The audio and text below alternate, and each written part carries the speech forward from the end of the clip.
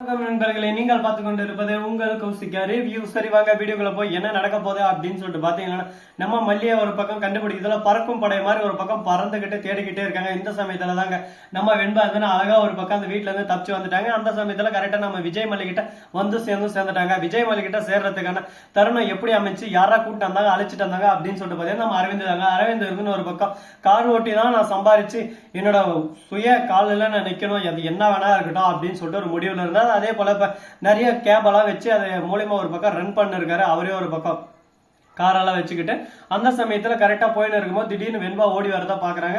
உடனே காரை நிறுத்திட்டு வெண்பா அப்படின்னு சொல்லிட்டு போய் வெண்பாவை தூக்கி கார்ல உட்கார வைக்கிறாங்க. என்ன வெண்பா எங்க என்ன பண்ணிட்டு இருக்கா அப்படின்னு சொல்லிட்டு கேட்டேன். இந்த மாதிரி என்ன கடத்தின்னு வந்துட்டாங்க, அவங்க கிட்ட தப்பிச்சுதான் நான் வந்து இருக்கேன், மல்லியம்மா கிட்ட போனோம் அப்படின்னு சொல்லிட்டு சொல்றாங்க. இதை கேட்டது என்ன பேசுறதுன்னு சொல்லிட்டு தெரியாம யார் கடத்தது அப்படின்னு சொல்லிட்டு ஏன்னா எங்க அம்மா ரேணுகம்மா தான் அப்படின்னு சொல்லிட்டு, ரேணுகம்மா உன்னை எதுவும் கடத்தணும், இதுல எதுவும் வில்லங்கமா இருக்கே, சரி மல்லிக்கு இப்பயே போன் பண்றேன்னு சொல்லிட்டு மல்லிக்கு போன் பண்ணாங்க. மல்லி இருந்து ஒரு பக்கம் வீட்டுல போன வச்சுட்டு போயிட்டு வெளியே ஒரு பக்கம் வெண்பாவை தேட போயிட்டாங்க. விஜய் போன் பண்ணாங்க, விஜய்க்கு ரீச் ஆகல. சரி ஓகே வீட்டுக்கு போய் பார்த்தலாம் என்ன நடக்குது என்ன நிலவரம்னு சொல்லிட்டு, ஏன்னா ஒரு பக்கம் பதட்டத்துல பயத்துல போன் தான் முக்கியமா அப்படின்னு சொல்லிட்டு போனை விட்டு ஒரு பக்கம் தேட ஆரம்பிச்சுட்டுப்பாங்க. ஏன்னா அந்த அளவுக்கு ஒரு பக்கம் பாசம் அக்கறை கேரிங் எல்லாமே அவங்க கிட்ட இருக்கு, எது ஒண்ணுமே இல்லாம இல்ல.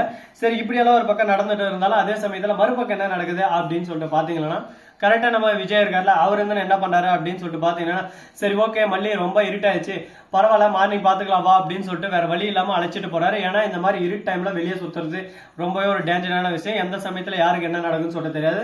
என் பொண்ணு எங்க தவிச்சுன்னு இருக்காளோ இருட்டலான்னு தெரியல, என் பொண்ணை விட்டுட்டு நான் நிம்மதியா போய் தூங்க முடியுமா, எனக்கு தூக்கம் தான் வருமா, என்னை விடுங்க விஜய், என்னை தடுக்காதீங்க விஜய், என்னால இருக்க முடியல, என்னால நடக்க முடியல, நான் எங்கேயாச்சும் போறேன் அப்படின்னு சொல்லிட்டு ஒரு பக்கம் மல்லி வந்து பர்ஃபார்மன்ஸ் பண்ண ஆரம்பிக்கிறாங்க. உடனே மல்லி வந்து கோவில்ல உட்கார வைக்கிறாங்க. அங்க இருந்து சரி வீட்டுக்கு வந்து வீட்டு ஹாஸ்பிட்டலே உட்காந்து அழுதுன்னு இருக்காங்க. திடீர்னு ஒரு கார் வந்து கார்ல இருந்து வெண்பா கிட்ட ஓடி வந்து மல்லியம்மா அப்படின்னு சொல்லிட்டு கட்டிப்பிடிச்சு அணைச்சிடறாங்க. உடனே மல்லிக்கு ஒரே சந்தோஷம். விஜய் ஒரு பக்கம் கட்டி பிடிச்சுன்னு விஜய் வந்து எங்க இருந்து யார் கூட்டம் வந்ததுன்னு சொல்லிட்டு பாக்கலாம். திடீர்னு கார்ல இருந்து நம்ம அரவிந்த் தலைவர் அப்படியே சும்மா மாசா கெத்தா சீனா இறங்குறாரு. வா தலைவா நீ வரத்துக்கு தான் தலைவா இவ்வளவு நாள் காத்துன்னு இருந்தேன், காத்திருந்து காத்திருந்து காலங்கள் போனதடா அப்படின்ற மாதிரிதான் ஒரு பக்கம் இருக்கு. சரி ஓகே நம்ம தலைவர் வந்துட்டாரு, இனிமே எந்த பிரச்சனை இல்லை, இனிமே தாங்க அடிச்சு தூக்கு அப்படின்னு சொல்லிட்டு அடிச்சு தூக்க போறோம். சரி இதுக்கு அடுத்து என்ன நடக்க போகுது அப்படின்னு சொல்லிட்டு பாத்தீங்கன்னா எங்க இருந்தா அரவிந்த் அப்படின்னு சொல்லிட்டு கேட்க இந்த மாதிரி லொகேஷன் எல்லாம் சொல்றாங்க.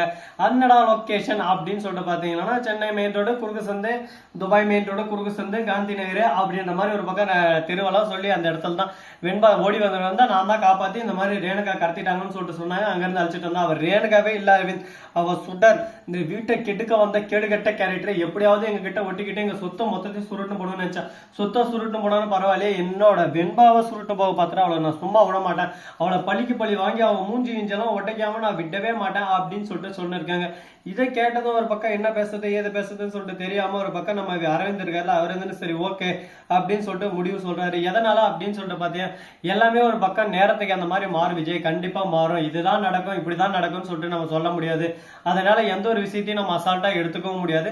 சரி முடிஞ்சதெல்லாம் முடிஞ்சிச்சு, இதுக்கப்புறம் என்ன பண்ண போறாங்க அப்படின்னு சொல்லிட்டு பாத்தீங்கன்னா வெண்பா வந்துட்டாங்க.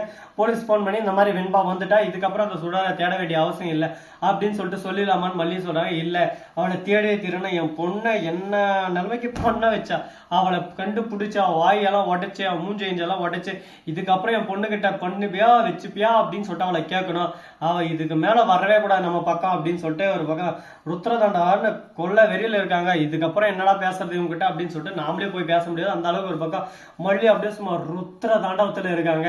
சரி இதுவெல்லாம் ஒரு பக்கம் போக மறுபக்கம் என்ன நடக்குது அப்படின்னு சொல்லிட்டு பார்த்தேன் வெண்பாவை பார்க்கறது கதிரேசன் ஓடி வந்துடுறாரு. வெண்பான்னு கட்டி பிடிச்சாங்க. வா வெண்பா நம்ம வீட்டுக்கு போலான்னு சொல்லிட்டு கூப்பிடுறாங்க. விஜயேந்திரன் ஏன் பொண்ணு இங்கதான் இருப்பா, இனிமே அங்க வரமாட்டா அப்படின்னு சொல்லிட்டு சொல்ல, ஏன் பேத்திராவ, என் பேத்தி என் கூட கூட்டு போக மூங்க கூட்டு விட்டு பார்த்தா பைத்தியக்காரனா, இன்னொரு டைம் இந்த மாதிரி பேசுறத விஜய் வாயெல்லாம் உடச்சிரும் பாத்துக்க, என் பேத்தி எங்கிட்ட விட்டு போற வேலையை பாத்துக்கோ அப்படின்னு சொல்லிட்டு கோவப்பட ஆரம்பிக்கிறாரு. உடனே பார்க்கணுமே ஒரு பக்கம் விஜய்க்கும் கதிரேசனுக்கும் சண்டை, இதை ஒரே வேடிக்கை பார்க்குது. அந்த இடத்துக்கு போலீஸ் வந்துடுறாங்க. போலீஸ் வந்து இந்த மாதிரி மல்லிதான் இருக்கால அப்புறம் எதுக்கு நீங்க கூப்பிடுறீங்க, கதிரேசன் அந்த வெண்பாவுக்கும் கூட வர விருப்பம் தான் மட்டும்தான் நீங்க அழைச்சிட்டு போனோம். வெண்பாவை கேட்கிறேன், வெண்பாவுக்கு எனக்கு விருப்பம் இல்லை, என் மல்லியம்மா கூட தான் நான் இருப்பேன், என் மல்லியம்மா விட்டு யாரு கூட வரமாட்டேன் அப்படின்னு சொல்லிட்டு அடிச்சு அப்படி சொல்றாங்க. உடனே இதை கேட்டதை என்ன பேசுறதுன்னு சொல்லிட்டு தெரியாம ஒரு பக்கம் மூஞ்சில கரிப்பூ சொன்ன மாதிரி ஒரு பக்கம் கோவத்தோட ஆவேசத்தோட இந்த பாரு மல்லி இது எல்லாமே நிரந்தரம் இல்ல, என்னோட பொண்ணை கொண்டவன் அவன், உன்னை கொண்டதுக்கு ரொம்ப நேரம் ஆகாது, அதனாலதான் என் பேத்தியை கொடுக்கறதுக்கு நான் பயப்படுறேன். இப்ப கூட பாத்தியா அவன் தப்பிக்கிறதுக்கோசரம் எவ்வளவு ஒருத்தைய கூப்பிட்டு அவதான் என் பொண்ணுன்னு சொல்லிட்டு என்னவே நம்ப வச்சான்.